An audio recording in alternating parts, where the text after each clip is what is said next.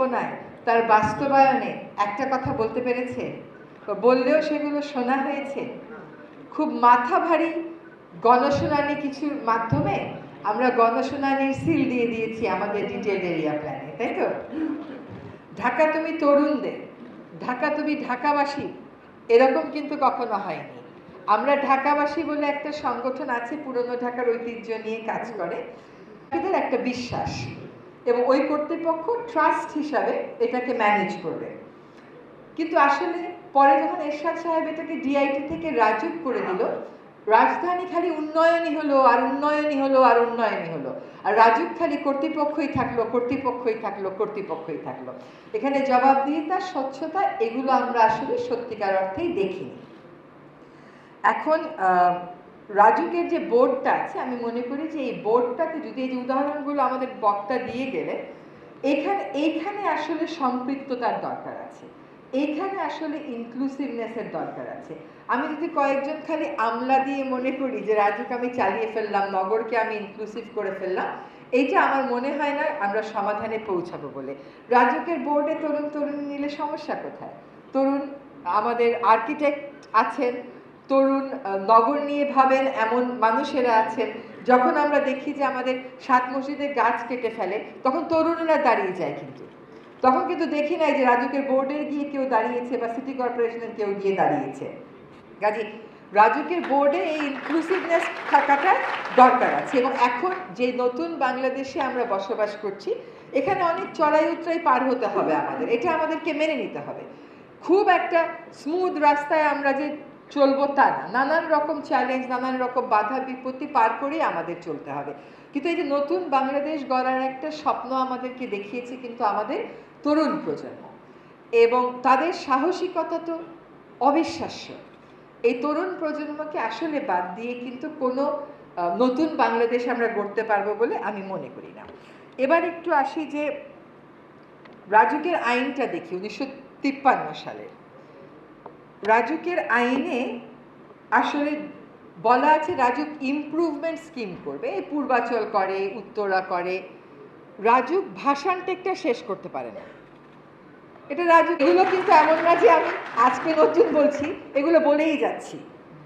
এখন রাজুক বা গণপূর্তের বইতে এই দরিদ্র জনগোষ্ঠী কোথায়? রাজুক বা গণপূর্তের বইতে এই তরুণ তরুণীর অংশগ্রহণ কোথায়? রাজুক বা গণপূর্তের বইতে নগরবাসীর অংশগ্রহণ কোথায়? এইটা আমাদেরকে জানতে হবে। আমরা একটা আহ্বান জানিয়ে একটু শেষ করব। আমাদের বক্তা বলেছেন যে তরুণদের সৃজনশীলতা, তরুণদের চাহিদা, তরুণদের প্রয়োজন তো আমাদেরকে মেটাতে হবে। ঢাকা শহরের মাঠগুলো দেখেন, ঢাকা খালি মনে হয় কি মানুষ শুধু থাকবেই, মানুষের আর কোনো প্রয়োজন নেই, শুধু থাকতে পারলেই হলো। তার যে ঘর থেকে বেরিয়ে একটু খেলতে হয়, রাস্তার মোড়ে একটু বসতে হয়, ছোট্ট ছোট্ট প্যাচগুলোকে, মোড়ের জায়গাগুলো থেকে একটা আরবান স্পেস করে দেওয়ার সুযোগ থাকে, কিন্তু যেখানে 2টা বেঞ্চ থাকলেই মানুষ বসতে পারে। সেখানে আপনি দেখেন আমাদের মেট্রো রেলের জন্য মাঠের মধ্যে গিয়ে মেট্রো রেলের সরঞ্জাম রাখতে হবে। আমাদের ধানমন্ডির মাঠগুলো প্রাইভেট ক্লাবকে দিয়ে দেওয়া হয়েছে। এখন সরকারের প্রেক্ষাপট বদলেছে, প্রাইভেট ক্লাবের মালিকানার ধরনও বদলে গেছে, কিন্তু মাঠগুলো তো আর উন্মুক্ত হয়নি। কাজে বসতি মানে কিন্তু আমার একটা খালি বাসা থাকবে তা না, বসতি মানে একটা বাসযোগ্য অবস্থানে আমি থাকবো, সেটা। তো আশা করি সকল মাঠগুলো, যে মেট্রো রেল কর্তৃপক্ষকে বলে ওরা কিছু জিনিসপত্র সরাচ্ছে, পান্থকুঞ্জ ছোট্ট একটা জায়গা, সেখানেও উন্নয়নের সরঞ্জামাদি গিয়ে রাখা হচ্ছে।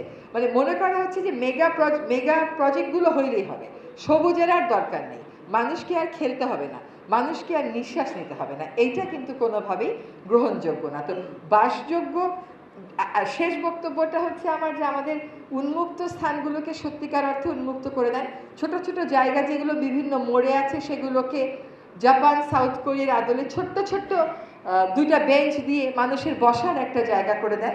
আরেকটা হচ্ছে রাজুক এবং গৃহায়ন ও গণপূর্ত মন্ত্রণালয় বাসযোগ্য ঢাকা বলে একটা কর্মসূচি গ্রহণ করতে পারে কিনা। ঢাকা বসবাসের সবচেয়ে অযোগ্য নগরীর যে কলঙ্ক আমাদের বয়ে বেড়াতে হচ্ছে, আমরা তো এত অল্প সময়ে এটাকে বাসযোগ্য করতে পারবো না, কিন্তু আমরা একটা কংক্রিট কর্ম পরিকল্পনা করে ফেলি এবং সেটা থেকে কাজটা শুরু করে দিই। যে আমাদের ঢাকাটা বাসযোগ্য করার জন্য এই 10টা কাজ আমাদেরকে করতে হবে। আমরা কবের মধ্যে করব, কোন কোন সংস্থা করবে, এই কর্ম পরিকল্পনাটা করে যদি আমরা কিক অফ করে দিতে পারি, তাহলেও কিন্তু এটার ভিত্তিতে কাজ আগালে আমাদের ঢাকাটাকে একটা জায়গায় আমরা বাসযোগ্য করবো। একসময় সাউথ কোরিয়াও আমাদের মতন ছিল, কিন্তু ওরা একটা পরিকল্পনা করে সুনির্দিষ্টভাবে এগিয়েছে, আমাদেরকে সেভাবে আগাতে হবে। আমি মনে করি যে আমাদের এখন যিনি গৃহায়ন এবং গণপূর্ত মন্ত্রণালয়ের দায়িত্বে আছেন, তিনি তরুণদের সাথে মিশবার তার একটা সহজাত ক্ষমতা আছে। তো তাদেরকে ইনক্লুড করে কি ধরনের ভিশন, ঢাকার ভিশনটা কি হওয়া উচিত, ঢাকার নগর দর্শনটা কি হওয়া উচিত, এটা ঠিক করে ঢাকার জন্য একটি সুনির্দিষ্ট কর্ম পরিকল্পনা করা হোক। আমি ড্যাবকে বাতিলের কথা বলছি না, কিন্তু ড্যাব তো আসলে পেশাজীবীদের ড্যাব। আমার আপনার ড্যাব হোক, আমার আপনার কর্ম পরিকল্পনা হোক। ধন্যবাদ।